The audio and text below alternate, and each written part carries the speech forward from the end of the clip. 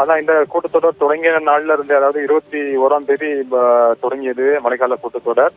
அதிலிருந்தே கிட்டத்தட்ட எதிர்கட்சிகள் இந்த விவகாரத்தில் தொடர்ந்து போராட்டம் நடத்தி வருகின்றார்கள். அது மட்டுமில்லாமல் நாடாளுமன்றத்திற்கு உள்ளேயும் அவர்கள் தொடர்ந்து அமளியில் ஈடுபட்டு கொண்டு இருப்பதை நாம் காண முடிகின்றது.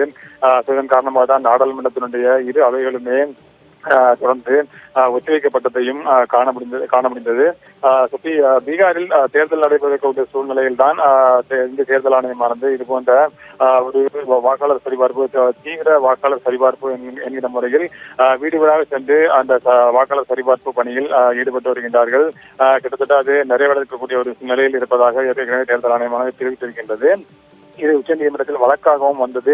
ஆனால் உச்சநீதிமன்றம் தற்போது நிலையில் அதற்கு தடை ஏதும் விதிக்கவில்லை. அதன் காரணமாக இந்திய தேர்தல் ஆணையம் தங்களுடைய நிலைப்பாட்டின்படி அந்த வாக்காளர் சரிபார்ப்பு பணியை, தீவிர சரிபார்ப்பு பணியை அவர்கள் தொடங்கி நடத்தி கொண்டிருக்கின்றார்கள்.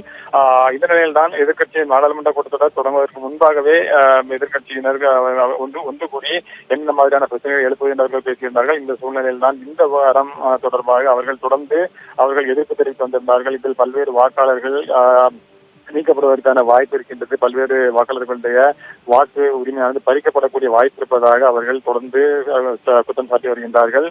இந்த நிலையில் தான் அவர்கள் தொடர்ந்து நாடாளுமன்றத்தில் நேற்றைய தினமும் அவர்கள் நாடாளுமன்றத்திற்கு வெளியேயும் அவர்கள் போராட்டம் நடத்தினார்கள். தற்போது நாடாளுமன்ற வளாகத்தில் நாடாளுமன்றத்திற்கு வெளியே அவர்கள் போராட்டம் நடத்தி கொண்டிருக்கின்றார்கள். பதாகைகளை ஏந்தி இந்த பீகாரில் இது போன்ற ஒரு சிறப்பு வாக்காளர் திருத்தம் நடைபெறுவதற்கு, சரிபார்ப்பு பணியானது நடைபெறுவதற்கு அவர்கள் தொடர்ந்து எதிர்ப்பு தெரிவித்து பல்வேறு கட்சியை சேர்ந்த இந்தியா கூட்டணி கட்சியை சேர்ந்தவர்களும் பதாகைகளை ஏந்தி, நாடாளுமன்ற உறுப்பினர்கள் பதாகைகளை ஏந்தி தற்பொழுது அவர்கள் எதிர்ப்பு தெரிவித்து போராட்டத்தில் ஈடுபட்டுக் கொண்டிருக்கின்றார்கள். ஓவியா, இன்னும் சில நேரத்தில் நாடாளுமன்ற கூட்டத்தில் 11 மணிக்கு நாடாளுமன்ற கூட்டமானது தொடங்க இருக்கின்றது. மீண்டும்